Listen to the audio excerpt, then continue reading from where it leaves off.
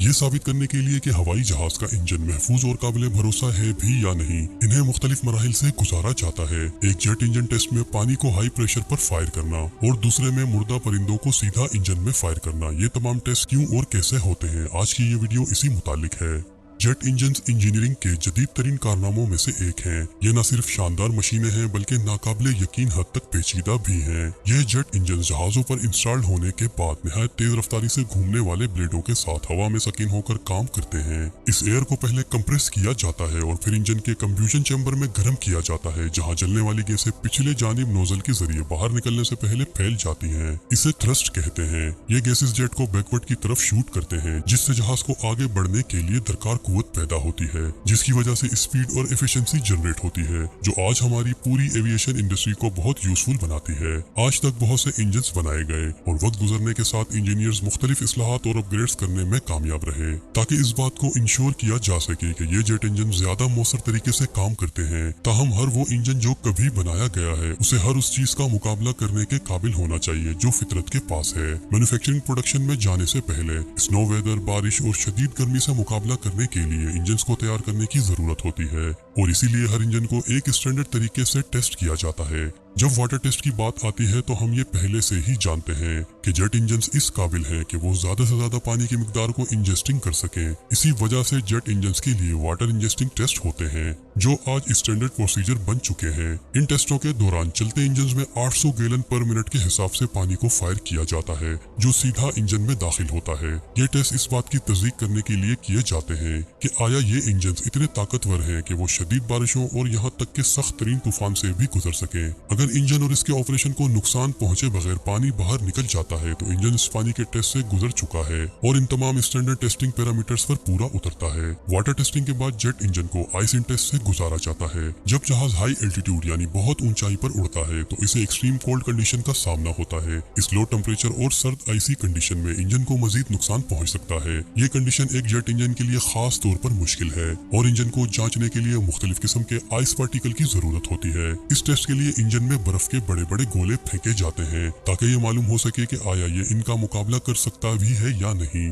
इन engines को high altitude की freezing condition में जांचने के लिए, जैसा कि कनाडा का आर्कटिक एरिया नोनावट, जहां टेम्परेचर -20 डिग्री सेल्सियस तक रहता है, इस जगह पर इंजन को एक हफ्ता तक जमीन पर और हवा में बर्फ के साथ थ्रस्ट रिवर टेस्ट के लिए वहां छोड़ दिया जाता है, ये देखने के लिए कि ऐसी कंडीशंस में ये इंजन कितनी देर ठीक काम कर सकता है। इन तमाम टेस्ट के बाद एक गैर मामूली लेकिन जरूरी टेस्ट है और वो है बर्ड स्ट्राइक्स। जब एक एयरक्राफ्ट आसमान की बुलंदियों पर होता है तो इसे परिंदों के झुंड से टकराने का बहुत ज्यादा खतरा दरपेश रहता है। परिंदों के झुंड के अलावा एक सिंगल बर्ड भी इंजन में दाखिल होकर मुकम्मल तौर पर इंजन को तबाह कर सकता है। इसी तरह की एक बर्ड स्ट्राइक हडसन रिवर पर यूएस एयरवेज की एयरबस 320 की हंगामी लैंडिंग का सबब बनी थी। इस बर्ड स्ट्राइक में परिंदों के झुंड ने इस एयरबस के दोनों इंजन को डिसेबल कर दिया था, जिसकी वजह से एयरबस 320 को हडसन रिवर पर इमरजेंसी लैंड करना पड़ा। जेट इंजन के सबसे मोस्ट इम्पोर्टेंट पार्ट्स उसके ब्लेड्स हैं, जो 3000 रिवोल्यूशन पर मिनट की रोटेशनल स्पीड से घूमते हैं और वाज़ेह तौर पर यह अहम बात है कि इन ब्लेड्स को इंजन में महफूज रखने की जरूरत है। लेकिन क्या होता है कि ये ब्लेड्स बाहर आ जाते हैं। ये वो जगह है जहां इस तरह के तमाम टेस्ट ब्लेड ऑफ टेस्टिंग में आते हैं,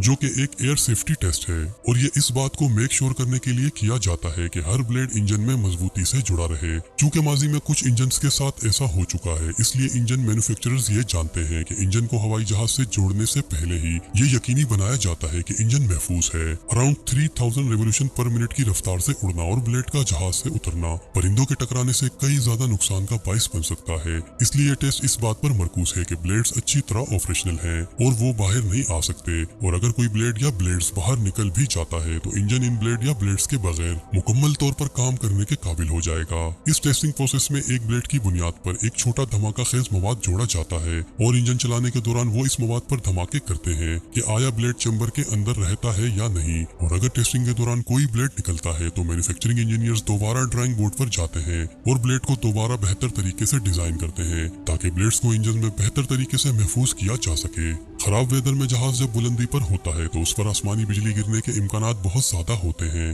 ताहम परेशान होने की कोई जरूरत नहीं है। फिलहाल आसमानी बिजली गिरने से हवाई जहाज को नुकसान पहुंचने से रोकने के अल्टीमेट सोल्यूशन की तलाश जारी है। ऑन एन एवरेज हर कमर्शियल प्लेन साल में एक बार आसमानी बिजली का सामना करते हैं, जिनमें कुछ जहाज उड़ने के काबिल रहते हैं, जबकि कुछ को इस तरह की कुदरती आफात के मुनासिब तहफ्फुज न होने की वजह से इंजन की खराबी का सामना करना पड़ता है। जब एक बार बिजली की चमक इंजन से टकरा जाती है तो ये धमाके का सबब बन सकती है। पास्ट में कुछ ऐसे केसेस मौजूद हैं जहां एक जहाज आसमानी बिजली से टकरा गया था, जिसकी वजह से इसे हंगामी लैंडिंग करना पड़ी। इन सब से बचने के लिए मैन्युफैक्चरर्स ने जहाज को मुनासिब तहफ्फुज फराम किया। वो इस बात को यकीनी बनाने के लिए इंजन की जांच भी करते हैं कि एक सिंपल हिट उनको बंद तो नहीं कर देगी। जैसे कि कार्बन फाइबर में एल्यूमिनियम के मुकाबले में बहुत कम इलेक्ट्रिक कंडक्टिविटी होती है, जो इन मटेरियल्स को हवाई जहाज के एयर फ्रेम के साथ साथ इंजनों पर इस्तेमाल कर सकते हैं। ताहम अब इन्हें एक मेटल मैश या फॉइल की एक लेयर से महफूज किया जाना है ताकि इनकी मजीद हिफाजत की जा सके। हालांकि वो सिस्टम जो पूरे हवाई जहाज को आसमानी बिजली के गिरने से बचाएगा, अभी भी इस पर स्टडी की जा रही है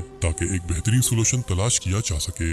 ये तमाम टेस्ट पास करने के बाद इंजन को आखिरी टेस्ट, जो असल में इन फ्लाइट टेस्ट है, जिसमें इंजन और उसकी कारकर्दगी को जांचना होता है। इस टेस्टिंग के लिए मैन्युफैक्चरर्स टेस्ट बेड का इस्तेमाल करते हैं, जो मॉडिफाइड एयरप्लेन्स होते हैं, जो कि खास तौर पर जांच के लिए इस्तेमाल किए जाते हैं। ये इंजन की रिलायबिलिटी इंस्पेक्शन के बाद परवाज की तस्दीक करते हैं। इंजन को कमर्शियल और बिजनेस दोनों एयरक्राफ्ट के लिए टेस्ट बेड के साथ टेस्ट किया जाता है, और आप एक पुराने बोइंग 747 को भी टेस्ट बेड के तैयारे के तौर पर देख सकते हैं, इस बात को यकीनी बनाने के लिए कि यह हवाई जहाज की ताकत का मुकाबला करेगा। यह हवा में रहते हुए हर तरह के टेस्ट करते हैं कि आया इंजन मैक्स स्पीड तक पहुंचने के बाद कितना थ्रस्ट जनरेट कर सकता है और हाई एल्टीट्यूड पर कैसे काम करता है। जब ये इंजन इन तमाम टेस्टों को पास कर लेता है, तभी इसे FAA से तस्दीक और मंजूरी दी जाएगी और फिर ये अगले मरहले पर आगे बढ़ेगा, जो है इंजन की प्रोडक्शन।